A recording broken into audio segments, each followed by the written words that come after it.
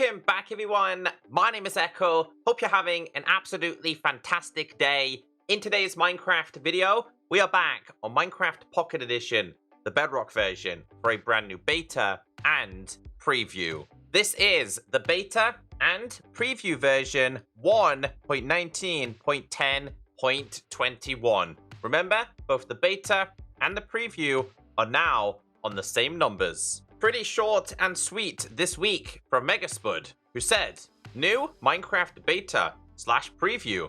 Enjoy.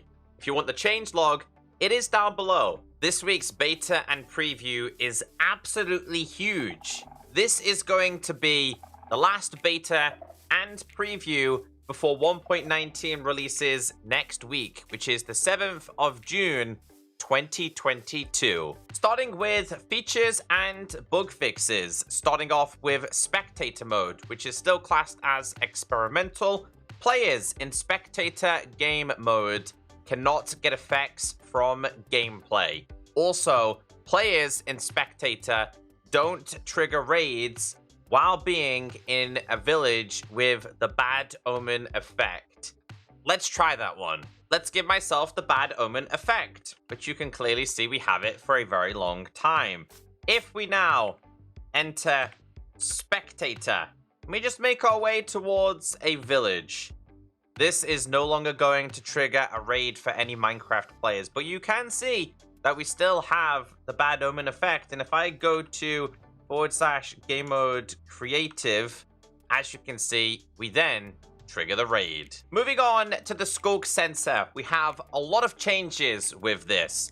Sculk sensors are now occluded by wool in a consistent manner, no matter which direction vibrations come from. And we have a bug report. It's classed as a vanilla parity. Sculk sensor wool occlusion has directional bias. So watch this video. As you can see there, this triggers the Sculk, which again makes sense, but if you change the directions, you can see here it no longer happens. Let's run the exact same test that they were doing. So we've got the lever, we flick this one, it sends a signal, we flick this one, it does the exact same, and this one, and also this one as well. So if we put this here and this here, right, and then we do the exact same again, you can see here, they still send the signal. So again, they're just making sure the Sculk sensors trigger the vibrations the right way that they should. Sculk sensors cannot detect a player placing, destroying, walking, and falling on carpets anymore. Let's do this test. So we have carpets here. If we fall, no sound at all. But if we do fall on grass, the vibrations are sent to the Sculk. So that's the same with not only landing on it, destroying it, placing it. Yeah, so you can see that has finally been fixed in this week's beta / preview. Sculk sensors cannot detect wool and carpets hitting the ground in item form anymore. So if we have a grass block, we throw it, it detects it. If we have ourselves a carpet and we throw it, it does not detect it. That's the exact same for a wool block as well. Sculk sensor now retains information about the vibration it is reacting to through save and load. Sculk sensors can now detect a boat with chest having its chest opened and closed. Now, this is a bit of a strange one here, because if we just grab ourselves a regular chest, you'll see here that when we place this and we open it, it has an opening and closing animation. Meanwhile, with the chest boat, it does open it, but it doesn't open it. Do you know what I mean? So it is detecting it now, because you can see here with the vibrations, even if you're in the boat. And if we just do this and we open up the inventory, you'll see here that it does recognize that happening. Quite strange though, because there's no animation from it. So that's the only weird thing that I thought about that compared to this one opening and closing. Sculk sensors give out a redstone signal of 12 and 13 when detecting fluids being placed and picked up respectively. Sculk sensors can now detect a player drinking milk. We have our milk. Just gonna wait for this. We are going to drink the milk. The Sculk sensor knows that I am drinking milk. It also says Sculk sensors can now detect a player picking up powdered snow via a bucket. So we have the powdered snow. It will pick it up when we place it. It will also now pick it up when we pick it up. Sculk sensors cannot detect an entity jumping on wool covered by Sculk veins anymore. So what I'm gonna do, we've got that there. As you guys know, you're a player. You can jump up and down on this. Even if there's these veins on there, it still shouldn't pick it up. And this is gonna be the same for mobs. Now, it's hard for me to show you with a giant mob, but with a smaller one, if he was to jump continuously on the spot, the Sculk would not pick that up. Sculk sensors cannot detect an entity standing still in scaffolding anymore. We got a bug report. Ironically enough, it's been an issue for quite some time, and this is what would happen. As you can see here, play is completely standing still. However, it's constantly sending a signal to the Sculk block. So if we just test this theory and get inside of this, we are standing still. No form of vibrations is being sent to this Sculk. But if we do climb, or if we do descend, then it will pick it up. No, it doesn't pick it up when it's descending, but it definitely, hold on, it does when you're going up. Okay, yeah. Anyway, that's been fixed. Sculk sensors can now detect an entity moving in powdered snow and in cobwebs. So if you try and move inside of these two things, so if we try and do this real quick, right? I'm just gonna go to this. You can see here, it now detects if you're trying to move. It's the exact same with the powdered snow as well. It's gonna be the same for other mobs as well. Sculk sensors can now detect items being placed in the hand of an armor stand. So if you have a Sculk down, put it inside of there, or if you take it out, it will actually send a signal to the Sculk sensor now. Sculk sensors cannot detect any more items being equipped on mobs at spawn time. Moving on to Sculk Shrieker. Sculk Shrieker now retains information about the vibration it is reacting to through save and load. A Sculk Shrieker can no longer summon a Warden underwater. Moving on to the Warden. Warden can now spawn on more types of non-full blocks, such as upper slabs, redstone dust, snow layers, buttons, and tripwires. Known limitations, the current solution doesn't allow the spawn on some types of blocks, such as leaves and lower slabs. We got a bug report. So it's classed as a Java vanilla parity. Non-full blocks that isn't solid can block the Warden from spawning. So basically, things like a layer of snow was stopping the Warden from spawning. That is not meant to happen. So people actually found a way to disable the spawning of a Warden. Warden now retains information about the vibration it is reacting to through save and load. Huge change. The Warden's sonic boom attack now bypasses enchantment damage reduction, such as protection. All right, so I'm going to show you just regular full netherite versus the Warden and then enchanted. All right, let's annoy this Warden. So the whole point here is to let this thing get angry to a point where it uses the sonic boom attack. Now keep an eye on the hearts and keep an eye on how much damage it does. There you go. It's 1, 2, 3, 4, 5 hearts of damage. We're gonna just get ourselves killed here. Let me show you the exact same, although this looks like it's slightly changed compared to previously. Let me show you what it's like if we have the netherite armor on. It's gonna be the exact same. So the Warden has had a huge buff. Once again, matching Java Edition as well. So we have, again, protection 4 on all of these. Once this thing's hit me, if the calculations are correct, it is now going to do 5 sets of damage, just like the regular stuff as well. So, yeah, you're going to be in quite some trouble if you're fighting this now. But your protection enchantments and things like that, they're not going to save you. Moving on to the Allay. Allay now retains information about the vibration it is reacting to through save and load. Mangrove Propagule. Mangrove Propagule now uses grass sound. So if we place this, we break it, you can hear the sounds. Basically, it's like grass, right? Now another one here is Mangrove Propagule is no longer destroyed by flowing water. But I think I found a bug with this. So if we grab ourselves a water bucket and we fill this one up, as you can see here, it creates like a, I don't know, doesn't fill up with water. But if we break this, it then fills up with water. But we place this back down. So yeah, we found another bug while they fixed another bug. We have changes with the deep dark. Campground structures generate correctly in ancient cities. We got a bug report. Have you ever wondered why you've never seen this on Minecraft Bedrock Edition? That is because they didn't generate for Bedrock players. Shout out to the dude who actually contacted me about this on Twitter. He was like, I've never seen it, ever. I was like, that's kind of true. I've never seen them either. So apparently, this whole entire time, it's been a world gen issue, which is now classed as a vanilla Java Parity. And I can show you this because I've come to the first ancient city that I could find.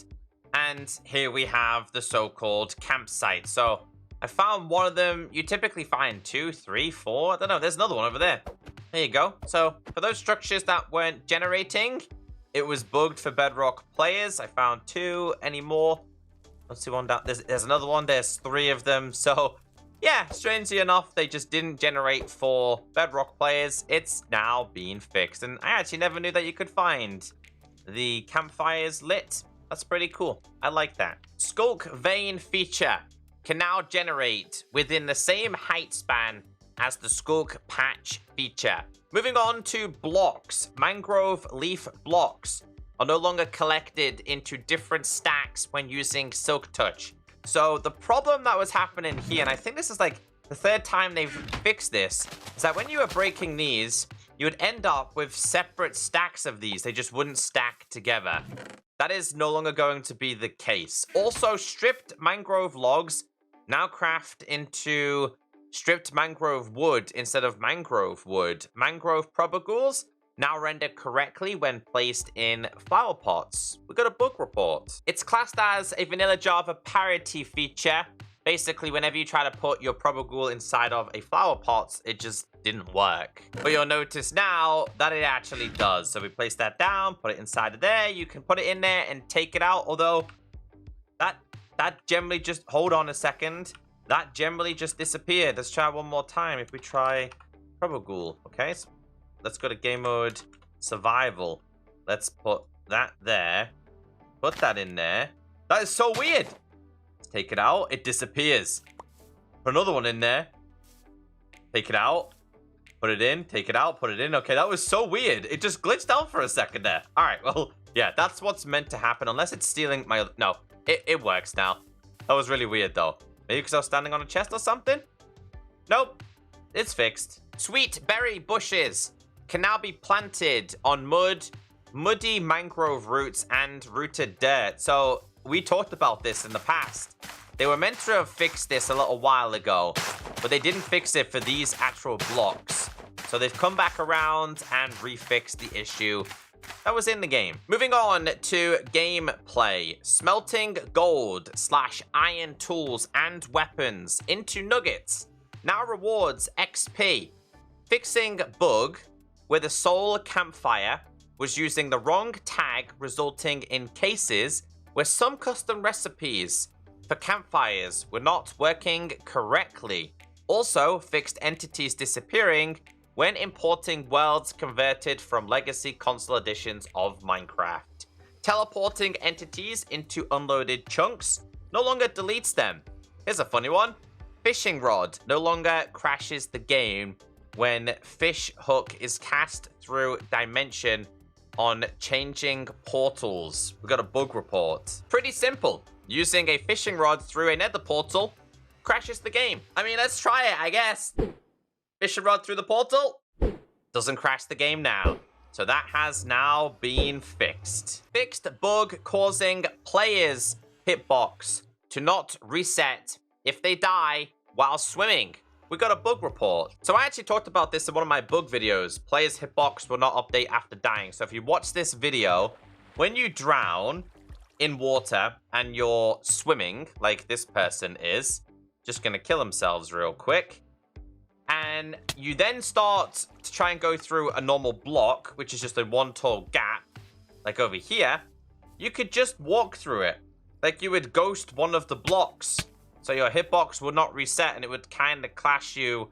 Still only one block tall, so that was fixed. Fixed an issue with health boost extra life not staying. Wooden tools can now be repaired using mangrove planks, crimson planks, and warped planks. So I actually didn't know this was a thing, to be honest with you. You've got yourself your broken wooden pick. You can repair it with these items now, which I think is pretty cool. So if we put one inside of there, repairing it, we put one of these inside of there, it's fully repaired it. Alrighty, moving on to character creator changes. Let's read the changelog for this. Infinite loading should no longer occur when entering the dressing room. Also, fixed up some of the text for the emote wheel, so it would fit inside the box. Fixed issues where the emote expedite list would be unable to display duplicate emotes, and the issue where the emote expedite list would not display correctly if the user did not enter the dressing room first. So a few character creator changes. Moving on to graphical changes, fixed the issue where water fog expanding speed did not match the value specified in mid percentage field. We got a bug report. It's classed as a Java Parity feature. Water fog distance takes too long to start increasing. So as you can see here, it's all to do with the transitioning of the fog when you enter the water, as you guys can see there. So it's really dark and then slowly lightens up. I think it's meant to be the other way around. Fixed issue where underwater fog transition between biomes is not smooth while affected by eye adapting effect. We have quite a few split screen changes. Fixed animation system issues for players in split screen situations. Fixed crossbow, trident, and shield rendering for other players. Check this out. In some cases, people could see that the crossbow was like on the back. Can we just appreciate how awesome it would look if a crossbow was actually on your back? I like that one. But anyway, it's been fixed. Fixed split screen render position when sleeping in a bed. We got a bug report. This one's been a problem for quite some time. So what would happen here is your player would decide to plank the pillow. Yeah, that's been fixed. Fixed the Elytra's animation during split screen. Fixed attached lead position when second player is using first person perspective. Graphical changes. Fixed device loss when reloading RTX worlds that caused DX11 to be used, resulting in a black screen. Fog setting with negative fog start will no longer cause UI elements get tinted by fog color. Fixed the issue where terrain flickers in and out of fog on Switch. Marketplace. Minecoins read by the text-to-speech reader will now say Minecoins. No idea what they were saying last time. Fixed the rating percentage to add up to 100%. Fixed issues where info and buttons do not appear for downloaded skin packs, and we do have a bug report. Custom skin packs cannot be downloaded. Been a problem for quite some time. They are classing it as resolved, but basically there were certain packs that you were not able to use or enable. That has now been fixed. Changes with villagers. Villagers will now flee from zoglins. Changes with the Wandering Trader. The Wandering Trader will now flee from zoglins. The Wandering Trader will now drink milk to clear its invisibility effect. We have a huge change with the Wither here. Wither now breaks obsidian when attacked by the player. We got a bug report. So this is a Java parity that I kind of don't like. Withers don't break obsidian when attacked. So if do we have a video here? We do have a video here. If we have obsidian around it, you'll see here that the explosions from the Wither do not break obsidian. So they've now changed it to match Java Edition. I imagine a lot of people who have been using obsidians for their farms are not going to be happy with this, but regardless, it now matches Java. Wither no longer breaks surrounding blocks after a shorter delay than intended after being attacked. And then we move on to player rendering.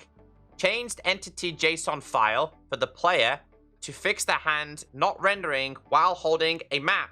We got a bug report. Now, this has been around for a very long time. So you'll see here that on this one, which is how it was on Bedrock Edition, there's no hand holding the map. The map would just float. This is how it should be. There should be a hand that is holding the map. And it's been a problem for a very long time. So yeah, finally they matched that to Java Edition. No longer will you have floating maps. User interface changes. Added the player's cause of death to the death screen. Well, we've seen that when I died by the Warden, so I was correct with that change. On the death screen in Pocket UI, moved the main menu button to the top navigation to avoid accidental button presses when dying mid-fight. Fixed incorrect positioning of select A tip on the death screen when using a gamepad controller. Added correct death message when dying from sweetberry bushes. Added a minimum size to yellow splash screen text. Fixed crafting word above the crafting slot in the inventory in Bedrock's classic UI. Worlds created with template will now always disable achievements. That might break some achievement worlds, that one.